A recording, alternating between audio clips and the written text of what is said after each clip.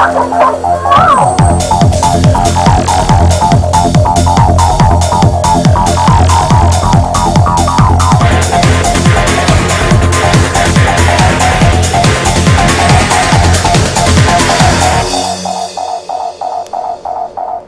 is John Friedel, and you're watching GVTV News.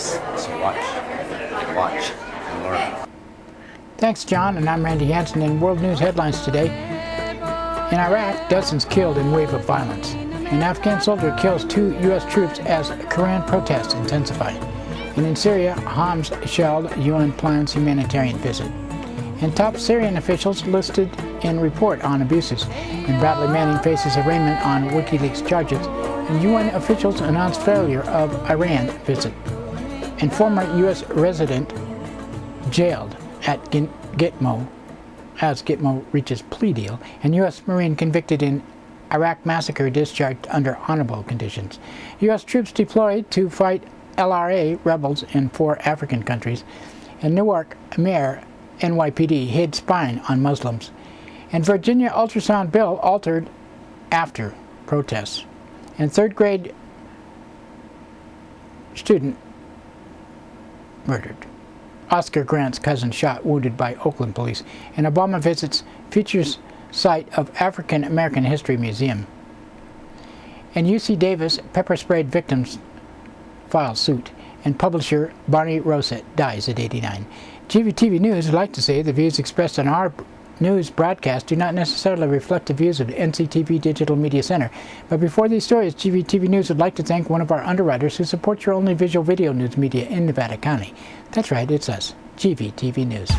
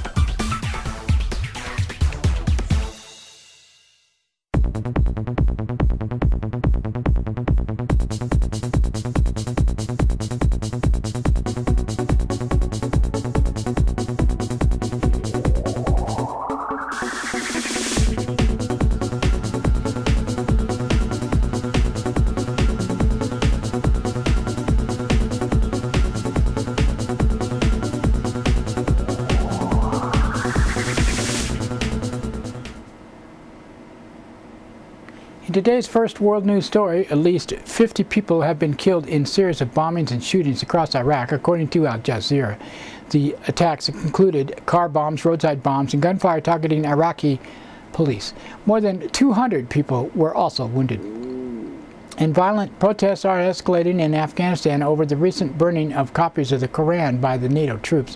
Earlier yesterday, an Afghan soldier was shot dead 2 U.S. soldiers at a military base in eastern Afghanistan. Shooting came as protesters stormed the base as part of a 3rd consecutive day of protest. In Syria, government forces continued shelling the city of Homs a day after killing dozens of people, including 3 journalists. Activists say a week-long siege of Homs has been one of the deadliest episodes in an 11-month uprising against Syrian President Bashar al-Assad. There have been warnings of the humanitarian crisis as food, water, and medical supplies run low. The United Nations has announced humanitarian chief Valerie Amos will be sent to Syria to assess the situation.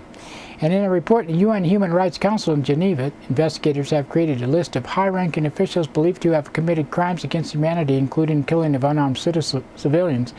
Investigators also found opposition groups led committed abuses, but said they are not comparable in scale and organization to those committed by the government forces. Accused U.S. Army whistleblower Private Bradley Manning is appearing in military court to be arraigned on charges stemming from the alleged disclosure of classified material to WikiLeaks. Manning faces 22 charges, including aiding the enemy. He's accused of downloading thousands of classified files that later appeared on the WikiLeaks website. UN nuclear officials say a 2-day visit to Iran has failed to illuminate whether or not the country is pursuing technology for nuclear weapons. Officials from the International Atomic Energy Agency say they were denied access to key locations and records, including the facility where research on nuclear warhead design was alleged to have taken place years ago. The UN team also failed to reach a deal with Iran on how to address questions over the country's supposed nuclear research.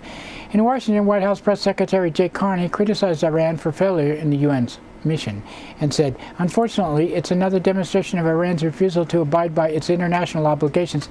We will continue to evaluate working with our P5+1 partners." The letter in response that we received from the Iranians in response to Lady Ashton's letter about the possibility of engaging in talks. But this particular action by Iran suggests that they are not changed their behavior when it comes to abiding by their international obligations. A former U.S. resident imprisoned at Guantanamo Bay has reached a plea deal that positioned him to testify against other prisoners in exchange for a reduced sentence and an eventual release. Mahid Khan was seized in Pakistan in March 2003 and spent around 3 years in CIA prisons overseas. His plea deal marks the first of a high-level prisoner held at the CIA's so-called black sites. Khan has agreed to testify at military commissions over the next 4 years, after which he will become eligible for transfer to Pakistan. The U.S. Marine Corps has discharged the lone Marine convicted in the 2005 massacre of 24 Iraqi civilians in the Iraqi town of Haditha. Sergeant Frank Waterich avoided charges of involuntary manslaughter and walked away with no jail time after pleading guilty to dereliction of duty last month. Waterich allegedly led the Haditha massacre and was the last defendant to face charges. 6 other Marines have been charged. They were dropped or dismissed, while another soldier was acquitted. Waterich was reportedly receiving general discharge under honorable conditions, 1 level below an honorable discharge. And the U.S. military has acknowledged it has troops deployed in at least 4 Central African countries under the mission to fight the rebel group, the Lord's Resistance Army. The United States announced the deployment of 100 troops for the Central Africa effort late last year. Special Operations Forces are now stationed at bases in Uganda, Congo, South Sudan, and Central African Republic. And New Jersey's largest city is accusing the New York City Police Department of concealing its extensive spying on local Muslim neighborhoods. On Tuesday, Newark Mayor Cory Booker said the NYPD never informed him that Newark police they were spying on Muslims as part of a wider program across the Northeast. Associated Press has revealed the NYPD agents photographed every mosque in Newark and eavesdropped inside Muslim businesses. Booker says he would have objected to the spying had he known it was taking place. In a statement on Wednesday, the American Civil Liberties Union and the New York Civil Liberties Union called on New York City Mayor Michael Bloomberg to investigate the spying, saying the NYPD had run amok, engaging in secret multi-state domestic surveillance of innocent people based on crude religious and racial profiling.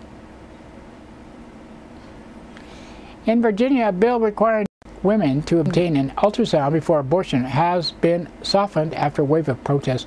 Critics said the original bill would have required women in early pregnancy to undergo a vaginal ultrasound involving the insertion of a probe. Updated version requires an abdominal ultrasound and the offer of more detailed imaging. More abortion facilities routinely provide ultrasound before an abortion, but the bill also imposes a 24-hour waiting period between the ultrasound and the abortion, or 2 hours if the woman lives at least 100 miles from the facility. House lawmakers approved the updated version Wednesday after Governor Robert McDonnell requested the change. Senate sponsor of the original bill said she would move to kill her measure due to confusion over what type of ultrasound would be required. 7 states currently require women to have an ultrasound before an abortion.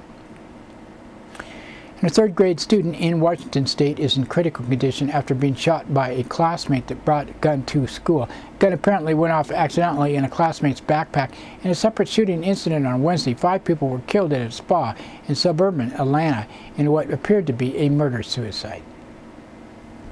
In California, Oakland police have seriously wounded an unarmed 24-year-old man, shooting him in the back. The victim, Tony Jones, is a cousin of Oscar Grant, who was shot dead by a Bay Area Rapid Transit police officer on a train platform in New York Day in 2009. Grant was also shot in the back. Jones' mother, Petrina Works Grant, described her son's shooting and said, "I talked to my son. My son said, 'Mama, the officers is lying. They watched me get out of the car. They watched me walk, and they started speeding up, and I took off running across the street. And when I took off running, I just heard the gun go pow, pow, pow.'" He said he was running with his hands like this at his sides. Police shot at him and shot him in his back. They never said that they were the police. And President Obama visited the National Mall on Wednesday for a groundbreaking of a new Smithsonian museum devoted to African American life. The $500 million National Museum of African American History and Culture is set to open in 2015.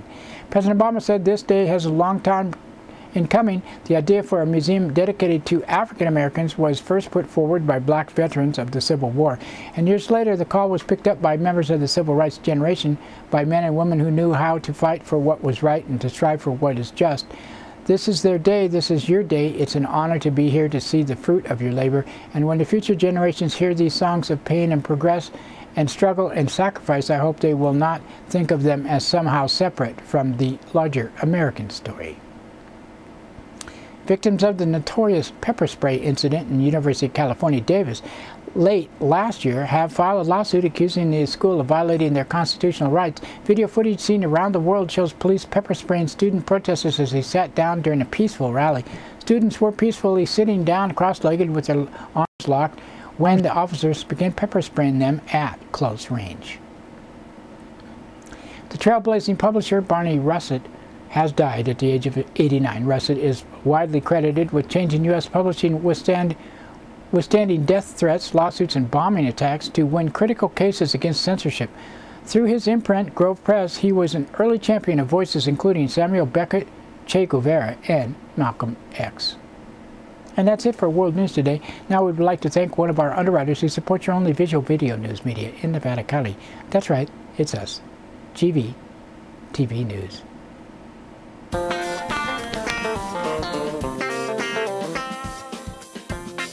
Soundcheck Music Center, the rock and roll connection. We have guitars, amps, drum equipment, sound accessories, lessons, and repairs. We are located at 671 Maltman Drive, Grass Valley. 530-272-7236, open 7 days a week. No one needs anyone, they don't even just pretend. John is an American. I'm afraid of Americans. I'm afraid of the world. I'm afraid I can't help it. I'm afraid I can't. I'm afraid of Americans. I'm afraid of the world. I'm afraid I can't help it. That's right, it's time for the police blotter. The pictures in the blotter are not from these actual events, but used for visual aid only. Grass Valley Police Department on Tuesday, 8:18 a.m., a caller from 700 block of Maltman Drive reported a tenant in the hall who continually burns items. He was advised to move on. 9:38 a.m., a caller from Church and Chapel Street reported 5 juveniles smoking marijuana in the cemetery. They could not be located. And 10:16 a.m., a caller from 200 block of Chapel Street reported graffiti. And 12:40 p.m., a caller from 600 block of Sutton Way reported a man took a shopping cart full of items. He was arrested on suspicion of shoplifting. And 12:53 p.m., a caller from 600 block of Sutton Way reported men stole from a customer in a drug deal gone bad, then left. And 2:13 p.m., a caller from 100 block of Chester Street reported a man burglarizing a vacant house. And 4:28 p.m., a caller from 100 block of Westbury Hill Drive reported vandalism to a playground equipment. And 5:25 p.m., a woman from 800 block of East Main Street reported a man took her truck and said he was going to the AA meeting. Be on the lookout, advisory was issued. 8 p.m., a caller from 300 block of North Star Place reported a drunken man pounding on the door and yelling to himself. He was advised not to return. Nevada County Sheriff's Office on Tuesday, 8:58 a.m. Caller from 12,000 block of Piper Hill Drive requested welfare check on 3 horses. At 9:53 a.m., a caller from 11,000 block of LeBar Meadow Roads reported a former employee embezzled money. 10:41 a.m., a caller from 22,000 block of West Hacienda Drive reported a person practicing law without a license. And 12:40 p.m., a caller from 11,000 block of Tamigway reported nearly $5,000 in charges made by a deceased man's credit card account. At 3:20 p.m., a caller from Robin Avenue reported drug activity. How could you tell? 7:11 p.m. a caller from 11,000 block of Lakeshore North reported a person with a firearm tried to run the caller off the road. 7:25 p.m. a caller from Noel Lane reported a juvenile shooting out a window with a BB gun. The situation was mediated. And Nevada City Police Department on Tuesday, 2:03 p.m. a person was cited for having an open alcohol container on Spring and Bennett streets. At 8:57 p.m. a caller from 400 block of Railroad Avenue reported the theft of money. And Wednesday, 12:48 a.m. a man from 300 block of Sacramento Street reported his wife was extorting him. And that's it for the blotter today. We would like to thank one of our underwriters who supports your only visual video news media in Nevada County. That's right, it's us, GVTV News.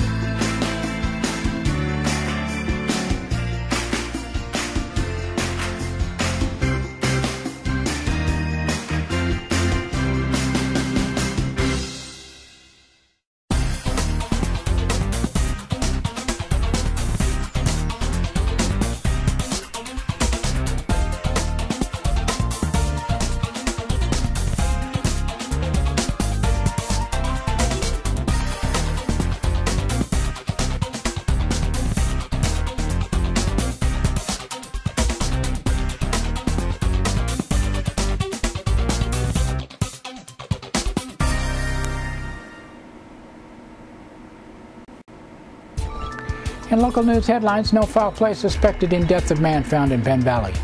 In Hilkey, faces up to 50 years. Grower pleads guilty to pot cultivation, money laundering charges. And a man stabbed to death in Lake of the Pines. Today's first local story, authorities are investigating, but no foul play is suspected in the death of a man found inside his van at the Penn Valley storage facility. The man, who was identified by Nevada County Sheriff Keith Royal as Richard Schimmel, 61, had several vans stored at Penn Valley Mini Storage, said Trust Representative Andy Bernadette.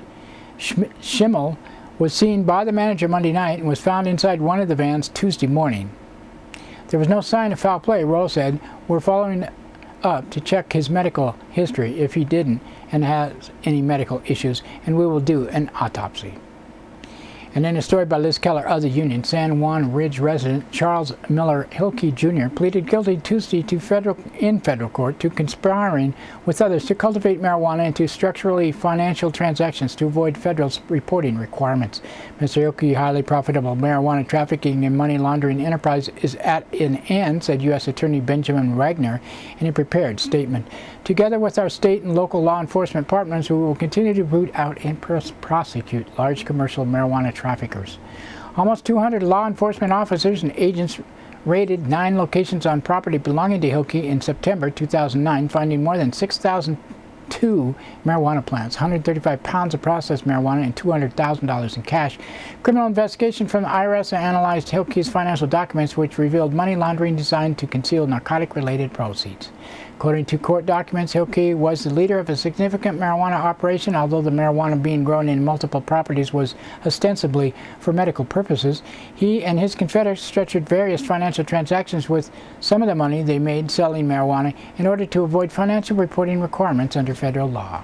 Hilkey structured at least $859,000 in numerous transactions with one or more domestic financial institution, usually post offices in Nevada County. According to court documents, between 2006 and 2009, Hilkey was also amassed a significant amount of real property from which had been forfeited to the federal government as a result of his marijuana-related activities.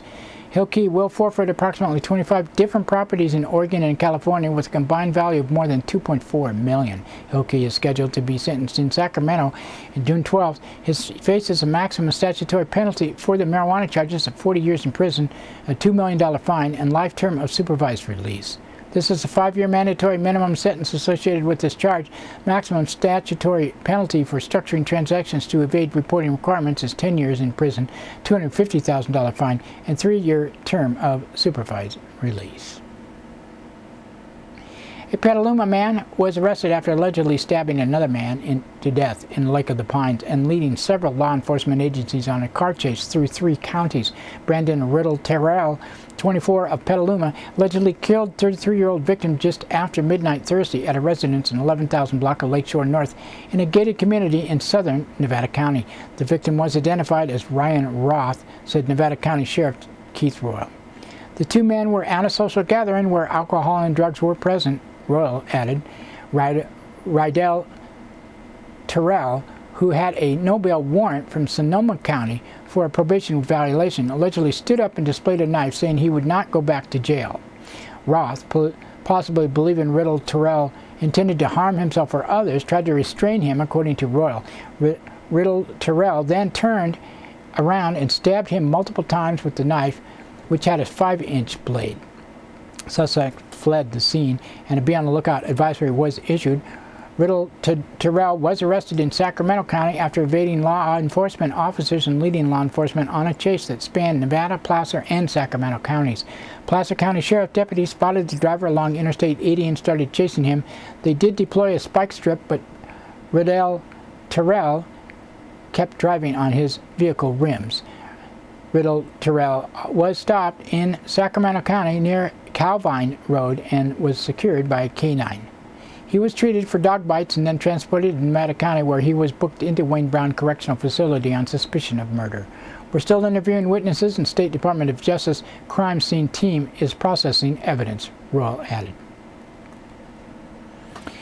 And that's it today for, we would like to thank the Union, Associated Press, Amy Goodman, Reuters, and others for the sourcing of our news, and especially you for watching. You can watch this broadcast on Comcast Cable NCTV Channel 11 in Nevada County, 8 a.m., 3 p.m., and 7:30 p.m. Monday through Friday. Suddenlink Channel 16 in Truckee and Altus Air. And we are also streamed on the internet, NCTV's Digital Media Center website at nevadacountytv.org and gvtv.org. And don't forget Grass Valley Television that plays 24/7 on the net at grassvalleytelevision.com. We post to Facebook, YouTube, Blip.tv, and many other sites, and have our RSS feed and a video podcast on iTunes. Just search under Video Podcast for GVTV News. So if you like us, go to Facebook and like us. It always helps us. Content is controlled by the producer of this newscast, me. Grass Valley Television is not necessarily the opinion of NCTV, Digital Media Center, or Grass Valley Television.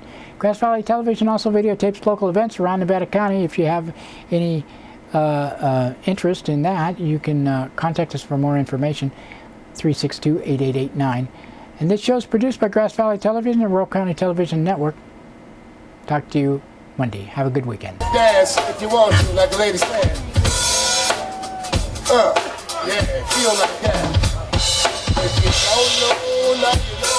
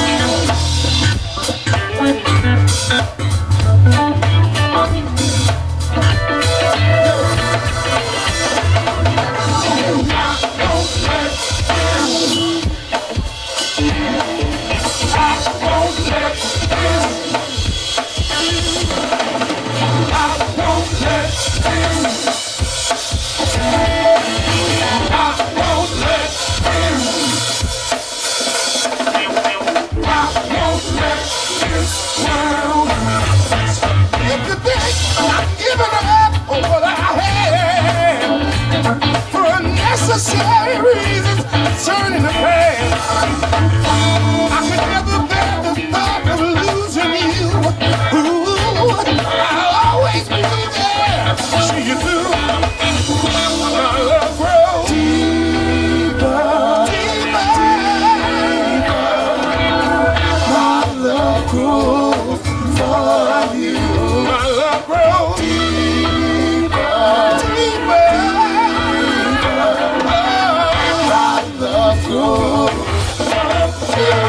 I won't let this world be me. I wonder if my love will ever find me within the bounds of eternity.